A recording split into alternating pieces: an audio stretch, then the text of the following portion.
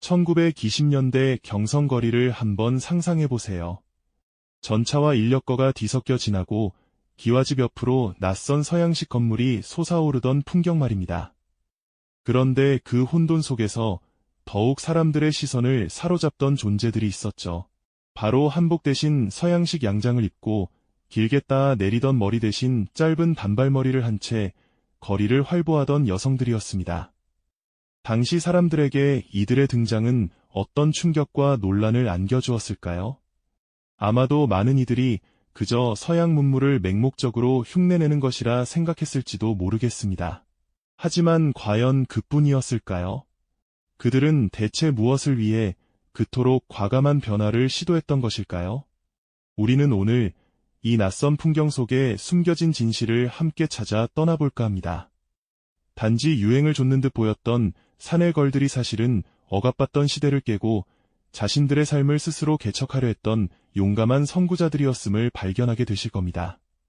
이들의 이야기는 단순한 패션사를 넘어 근대 한국 여성 해방운동의 중요한 단면을 보여주거든요. 그들의 발자취를 따라가다 보면 우리가 미처 알지 못했던 1920년대 경성의 또 다른 얼굴을 마주하게 될 겁니다. 이 시기는 조선이라는 오랜 왕조의 마지막 숨결과 일본 제국주의의 식민 통치가 시작되던 혼란스러운 경계선에 놓여 있었습니다.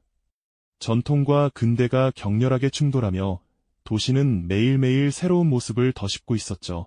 전차의 굉음이 인력거꾼의 외침과 뒤섞이고 낡은 기와집들 사이로 서양식 벽돌 건물이 고개를 내밀던 그 모습은 마치 서로 다른 시간대가 한 공간에 공존하는 듯한 기묘한 인상을 주었을 겁니다. 이러한 배경 속에서 사람들의 의식 또한 전통적인 사고와 서양 문물의 유입이 만들어내는 미묘한 긴장감 속에 놓여 있었죠. 특히 여성들에게는 그 긴장감이 더욱 크게 다가왔을 겁니다. 오랫동안 집안에 머물며 남성을 보조하는 존재로 여겨졌던 전통적인 여성상과 외부에서 밀려들어오는 자유롭고 주체적인 서양 여성의 모습이 충돌하면서 사회 전반에 걸쳐 알 수 없는 기대와 함께 불안감이 드리워져 있었습니다. 신문 기사들에서는 모던걸 논란 같은 자극적인 헤드라인이 심심찮게 등장하며 새로운 유행의 물결이 몰고 올 변화에 대한 우려와 호기심이 뒤섞인 시선을 엿볼 수 있었죠. 이러한 시대적 배경 속에서 가장 눈에 띄는 변화를 보여준 이들이 바로 사내걸이라 불리던 신여성들이었습니다. 그들은 외형적으로 파격적인 변신을 시도하며 당시 사회에 엄청난 시각적 충격을 던졌습니다. 길게 늘어뜨린 머리가 여성의 정숙함을 상징하던 시절, 그들은 과감하게 단발머리를 선택했죠. 미용실 의자에 앉아 거울 속 자신의 모습을 바라보며 망설임 없이 가위를 들었던 그들의 뒷모습은 단순히 머리카락을 자르는 행위를 넘어 오랜 전통과 단절하겠다는 강한 의지를 보여주는 상징적인 장면이었을 겁니다. 또한 품이 넉넉한 한복 대신 몸의 선을 드러내는 서양식 양장을 입고 얼굴에 연지를 바르듯 옅은 화장을 하며 발을 불편하게 옥죄던 고무신 대신 굽 높은 하이힐을 신었습니다. 백화점 쇼윈도에 진열된 화려한 서양식 의상들은 그들에게 단순한 옷이 아니라 새로운 세상으로 향하는 문과 같았을 거예요. 경성거리를 당당하게 걷는 모던걸의 모습은 그 자체로 한편의 퍼포먼스나 다름없었습니다. 그들의 활기찬 걸음걸이 하나하나가 보수적인 사회의 시선에 도전장을 내미는 듯했죠.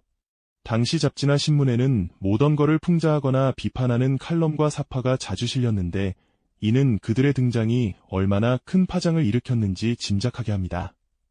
심지어 카페에서 담배를 피우거나 커피를 마시는 여성들의 모습은 당시 사회의 고정관념을 산산이 부수는 충격적인 풍경으로 받아들여졌습니다. 이처럼 사내걸들의 외형적 변화는 단순히 유행을 좇는 것을 넘어 오랜 시간 억압받아온 전통적 여성성을 거부하고 자신의 존재와 주체성을 세상에 드러내려는 강력한 자기주장의 상징이었던 것입니다. 그들의 짧은 머리와 서양식 옷차림은 단순한 패션이 아니라 시대에 던지는 거대한 질문이었던 셈이죠. 과연 이토록 파격적인 외형의 변화 뒤에는 어떤 내면의 움직임이 숨어 있었을까요? 이토록 눈에 띄는 외형적 변화 뒤에는 과연 어떤 내면의 움직임이 숨어 있었을까요? 사실 그들이 진정으로 꿈꾸었던 것은 단순히 옷차림이나 머리 모양을 바꾸는데 그치지 않았습니다. 겉모습의 변화는 내면의 성장을 향한 강력한 의지의 표현이었을 뿐이죠. 경성의 신여성들은 무엇보다 배움의 기회를 간절히 갈망했습니다. 그들에게 학교는 지식을 얻는 공간을 넘어 억압적인 전통의 울타리를 벗어나 새로운 세상을 꿈꿀 수 있는 희망의 등대와도 같았을 겁니다. 여성 고등교육기관의 교실에서 학문에 몰두하며 미래를 그리는 학생들의 모습은 그 자체로 한편의 아름다운 그림처럼 다가오죠. 이들은 단순히 교과서 속지식을 암기하는 것이 아니라 스스로 생각하고 탐구하며 자신만의 세계를 넓혀갔습니다. 교육은 곧 새로운 기회로 이어졌습니다. 신여성들은 이전에는 남성들의 전유물로 여겨지던 다양한 전문직 분야로 과감하게 진출하기 시작했죠.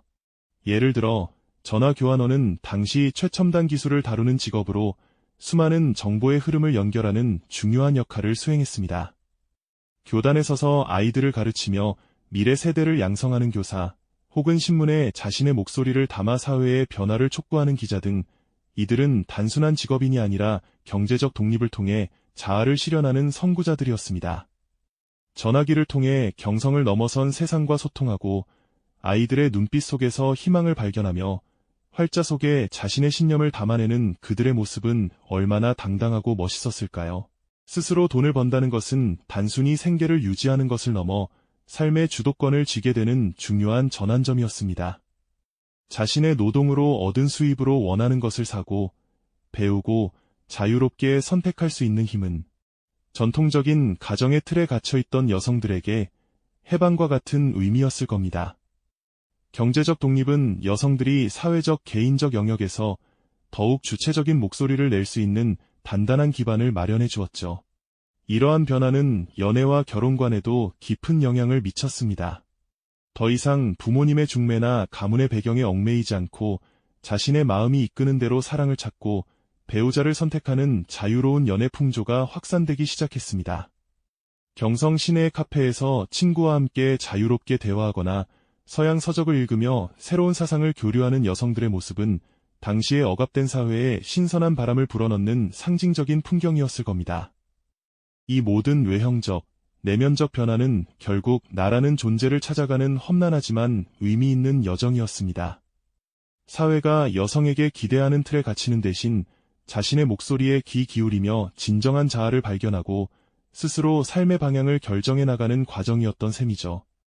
하지만 이러한 파격적인 변화가 모두에게 환영받았던 것은 결코 아니었습니다. 새로운 물결은 언제나 보수적인 저항에 부딪히기 마련이니까요.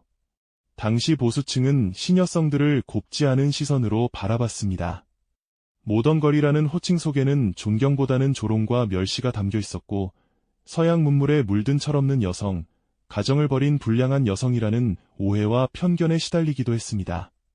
길거리에서 짧은 머리와 양장을 한 여성을 향해 웅성거리는 남성들의 수군거림, 당시 신문에 실린 신여성을 풍자하는 만평들은 그들이 겪었던 사회적 압박과 냉대를 여실히 보여주는 증거라고 할 수 있습니다. 가족과의 갈등, 사회적 냉대 속에서도 자신의 신념을 꿋꿋이 지켜나가는 것은 얼마나 고통스럽고 외로운 일이었을까요? 어두운 골목에서 홀로 고뇌하는 신여성의 모습은 그들이 겪어야 했던 내면의 갈등을 짐작하게 합니다. 그러나 이들은 이러한 비난과 역경 속에서도 결코 좌절하지 않았습니다. 오히려 더욱 단단해지며 자신들의 길을 꿋꿋이 걸어갔죠. 그들의 고난과 역경은 단순히 개인의 어려움이 아니라 더 나은 세상을 향한 거대한 몸부림이자 여성 해방의 씨앗을 뿌리는 숭고한 과정이었던 셈입니다. 이처럼 경성의 신여성들은 외면의 변화를 넘어 내면의 자아를 찾아가는 용기 있는 발걸음으로 근대 한국 사회에 깊은 울림을 주었던 것입니다. 네, 그렇습니다.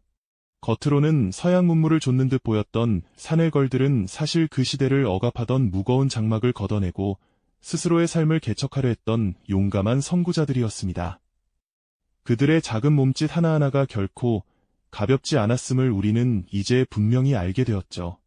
그들은 단순히 새로운 유행을 소비하는 데 그치지 않았습니다. 경직된 전통사회의 틀 속에서 주체적인 자아를 찾아 나서며 여성으로서 마땅히 누려야 할 권리와 자유를 온몸으로 외쳤던 개척자들이었죠. 그들의 용기 있는 행보는 근대 한국 사회의 여성 인권과 문화에 거대한 파동을 일으켰고, 이는 마치 작은 돌멩이가 던져져 잔잔한 호수에 큰 물결을 만들어내는 것과 같았습니다.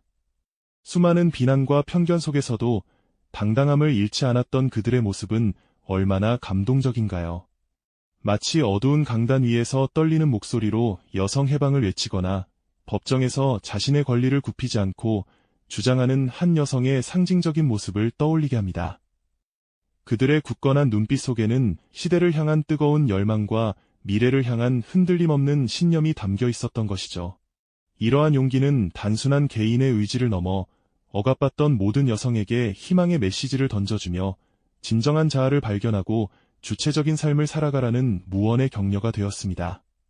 그들의 발자취가 없었다면 오늘날 우리가 누리는 많은 자유는 아마도 요원한 꿈에 불과했을지도 모릅니다. 이처럼 경성의 신여성들은 단순한 유행을 넘어선 시대의 변화를 이끄는 진정한 혁신가들이었던 것입니다. 그렇다면 100년 전 경성의 산을 걸 이야기가 오늘날 우리에게는 왜 이토록 중요한 의미로 다가올까요? 그들은 바로 지금 우리가 당연하게 여기는 자유와 평등이라는 소중한 가치들의 씨앗을 뿌린 선구자들이었기 때문입니다. 그들의 이야기는 단순히 과거의 패션 트렌드나 한 시대의 풍경을 보여주는데 그치지 않습니다. 오히려 변화를 두려워하지 않고 과감하게 도전하는 용기가 얼마나 큰 힘을 가지고 시대를 바꾸어 나갈 수 있는지를 생생하게 증명하는 살아있는 증거라고 할 수 있죠.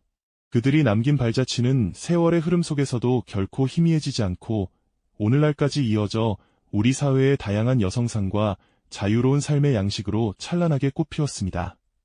주체적으로 자신의 삶을 선택하고 꿈을 향해 나아가는 수많은 여성들의 모습 속에서 우리는 어쩌면 100년 전 경성 신여성들의 용기와 정신을 다시금 발견하게 되는 것 아닐까요? 과거와 현재를 잇는 이 감동적인 이야기는 우리에게 깊은 성찰과 함께 앞으로 다가올 시대를 향한 긍정적인 메시지를 전해주고 있습니다.